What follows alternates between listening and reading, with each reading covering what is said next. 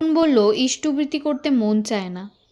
একটি মেয়ে এসে বলল সে বিবাহের জন্য একজনকে কমিটমেন্ট করে দিয়েছে। কি বললেন শ্রী শ্রী আচার্যদেব জানতে হলে ভিডিওটি দেখতে থাকুন। একজন বলল ইষ্টবৃত্তি করতে ইচ্ছে করে না। একটি মা এসেছেন তার ছেলেকে নিয়ে। ছেলেটিকে দেখিয়ে বললেন ও কোনো কথা শোনে না, ইষ্টবৃত্তি করতে চায় না। শ্রী শ্রী আচার্যদেব বললেন না করতে ইচ্ছে করলে না করবে, যেদিন করতে ইচ্ছে করবে সেদিন করবে, বাধ্যতা বলে কিছু নাই। ছেলেটির দিকে তাকিয়ে বললেন তোর ইচ্ছে করছে না করতে? ছেলেটি চুপ। তিনি আবার বললেন আমার কিন্তু মনে হয় কুয়োতে পড়লে যদি একটা ঝুলন্ত দড়ি পাওয়া যায় এবং সেটা আমাকে উদ্ধার করতে পারে, তাহলে দড়িটা ছাড়ি কেন? দড়িটাই যদি সম্বল হবে তাহলে সেটা ছেড়ে দিয়ে হ্যাচর ব্যাচর করতে যাবই কেন, তাই নয় কি? কেননা ঈশ্বরের সাথে যুক্ত থাকলে বিপদের দিনে সেটাই তাকে রক্ষা করে কবচের মতন। দেশলাইয়ের মাথায় কিন্তু আগুন থাকে না, যখন তাকে ঘর্ষণ করো তার থেকে আগুনের তাই কর্ম দিয়ে দয়ার উত্থান হয়। ঈশ্বর কখনো দয়া করতে এগিয়ে আসেন না। আমি চাইলে দয়া পাই, আমি করলে তিনি দয়া করবেন। যেরকমভাবে চললে করলে ভালো লাগে তাই করো। মেয়ে একজনকে কথা দিয়েছে বিয়ে করবে। এক দাদা তার বিবাহযোগ্য মেয়েকে দেখিয়ে বললেন সে একজনকে কথা দিয়েছে বিয়ে করবে, সেটা বিধিসম্মত কিনা বোঝা যাচ্ছে না। শ্রী শ্রী আচার্যদেব মেয়েটিকে বললেন এই বিষয়ে ঠাকুর কি বলেছেন সেই বোধটা যদি আমি না রাখি তাহলে আমি ঠাকুরের মানুষ কেন?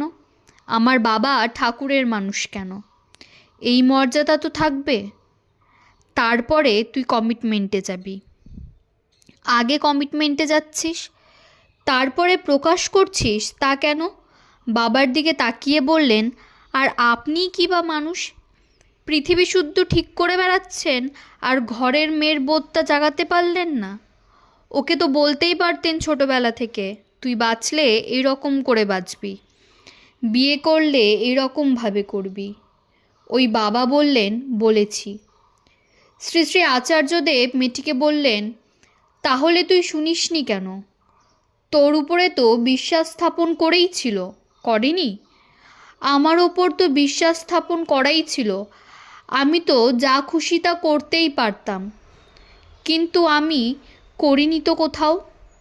আমি তো কলকাতায় একাই থাকতাম, কত রকম কত কিছু করার ছিল, আমার চারপাশে সেরকম লোকও ছিল। আমি তো কোথাও কখনো কোনো অমর্যাদার পরিস্থিতি করিনি। যদি মর্যাদার মধ্যে থাকো তাহলেই তুমি মানুষ হিসাবে ঠিক। মর্যাদার বাইরে যাও, তোমার অসম্মানের অধিকারী তোমাকে করবে তুমি নিজে। তাই এই সব কার্যক্রম যাতে না হয় সেটা দেখতে হয়। এই মুহূর্তে যেটা ভালো লাগছে পর মুহূর্তে সেটা ভালো নাও লাগতে পারে। জীবনটাকে এলোমেলো করবি না, বুঝতে পারছিস? একবার সিংহাসন চ্যুত হলে দেবতা পুনঃস্থাপিত হয় না। তোরা যতটা মর্যাদায় থাকবি এই সমাজটা তত তাড়াতাড়ি ঠিক হবে। কেউ ঠিক করতে পারবে না তোরা যতদিন না ঠিক হচ্ছিস। তুই দেখেছিস দেশের অবস্থা? একটা লোকও নাই যাকে দেখে বলা যায় হ্যাঁ ইনি নিতিন পক্ষী রবীন্দ্রনাথের স্ট্যান্ডার্ড, নিতিন পক্ষী নেতাজির স্ট্যান্ডার্ডের। তো মর্যাদা পুরুষগুলো সব গেল কোথায় এ সমাজ থেকে? মাগুলো সব এলোমেলো হয়ে গেছে, তাই ব্যাটা ছেলেগুলোও সব এলোমেলো হয়ে গেছে। আসবে কোথা থেকে?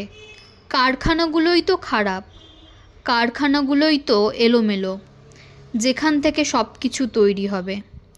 জীবনটাকে উপভোগ কর, কিন্তু নষ্ট করতে নেই।